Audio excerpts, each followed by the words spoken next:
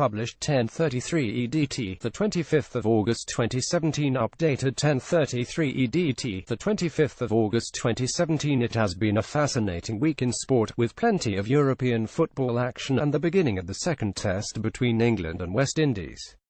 Gareth Southgate also named his England team for the upcoming World Cup qualifiers, but will be without the now internationally retired Wayne Rooney. So, it's hot or not time again as Sportsmail's Ian Ladyman reveals what's been making him feel warm and what's been leaving him cold this week. England keeper Jack Butland made 3 of 4 outstanding saves in Stoke's win over Arsenal. Jack Butland Stoke were in raptures about new signing G's after victory against Arsenal, and rightly so, but it was actually the young goalkeeper who did most to ensure that Marquez's team won the game.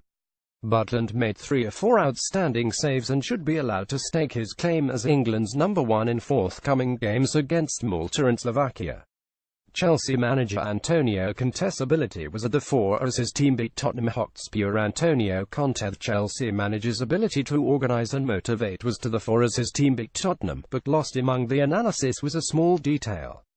Conte's appearance on the touchline in tracksuit recently was, he said, because his smart suits have been in storage in Italy during a house move in Italy, further evidence that Conte really was unsure about returning to Stamford Bridge after last season's Premier League triumph.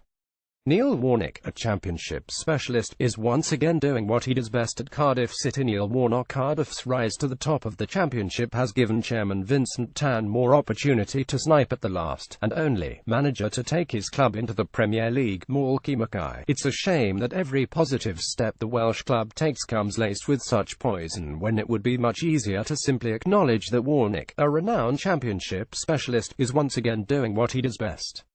NOTJOE Marler Harlequins prop says there was never any chance of making the test team on the recent Lions tour. Spent much of his time in New Zealand getting drunk instead. 2 things here. Firstly, maybe Marler has missed the obvious connection between his non-selection and endless nights on the pop. Secondly, what would our reaction have been had an England footballer come home from a World Cup and made such an admission? Joe Marler spent much of his time in New Zealand on the Lions tour getting drunk instead. Harry Kewell. Full credit to the former Leeds and Liverpool winger for giving management a go on the bottom rung, but it may prove to be a short-lived gig if things don't improve soon. His Crawley team are bottom of League 2 after 3 successive defeats. It will change, said the Aussie.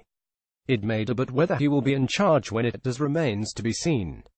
Harry Kewell's Crawley Town team are bottom of League 2 after 3 successive defeats. David Ruth Walsall fan was thrilled to book a hotel for a bargain price just 11 miles from his team's game at Portsmouth, only to reach the south coast and realise that his lodgings were actually on the Isle of Wight. As they say, if something seems too good to be true, then it probably is.